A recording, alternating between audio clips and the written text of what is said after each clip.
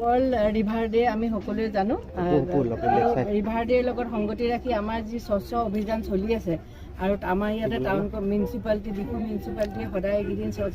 ভাৰত অভিযানৰ আণ্ডাৰত আমাৰ স্বচ্ছতা চলি আছে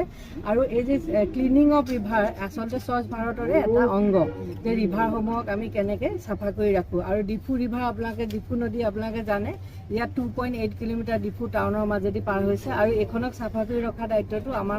সকলো চিটিজেনৰ গতিকে মই ইয়াৰ থ্ৰুদি সকলোকে এপিল কৰিম যাতে নিজৰ জেগাৰ যিখন ঘৰৰ ওচৰৰ ৰিভাৰ আছে তাত যাতে একো ইয়াতে ডিফু নদীত যাতে একো তেওঁলোকে লেতেৰা জাবৰ নেপেলায় আৰু সেইটো কাৰণে মই মিউনিচিপালিটিকো ৰিকুৱেষ্ট কৰিছোঁ তেওঁলোকে যাতে ভিজিলেণ্ট হয় আৰু মানুহখিনিক যাতে প্ৰথমতে এপিল কৰে আৰু আজি এই স্বচ্ছতা অভিযানৰ ছাকচেছ আমাৰ NULM-ৰ যি আমাৰ সদস্যসকল আছে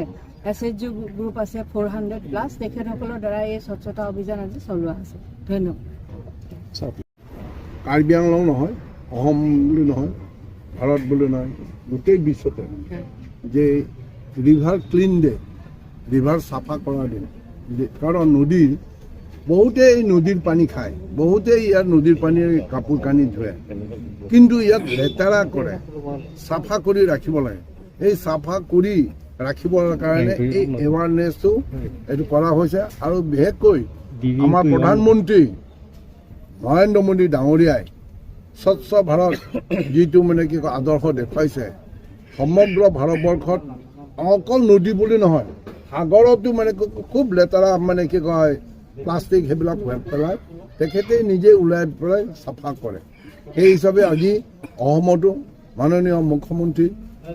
ডক্টৰ হিমন্ত বিশ্ব শৰ্মা ডাঙৰে ইনিচিয়েটিভ লৈছে আৰু গোটেই ডিষ্ট্ৰিক্টতো সমগ্ৰ অসমত নিৰ্দেশ দিছে যে অন্ততঃ এই ৰিভাৰ ক্লিন ডে সময়তে স্বচ্ছ ভাৰত হিচাপে এইটো চবেই আগবাঢ়ি আহি এৱাৰনেছ কৰাব লাগিব লেতেৰা ভাবি থাকিব নালাগিব বিশুদ্ধ পানী খাব লাগিব এইবিলাক আপোনালোকৰ ওচৰত এপিল কৰিম বা অনুৰোধ জনাই পাৰিম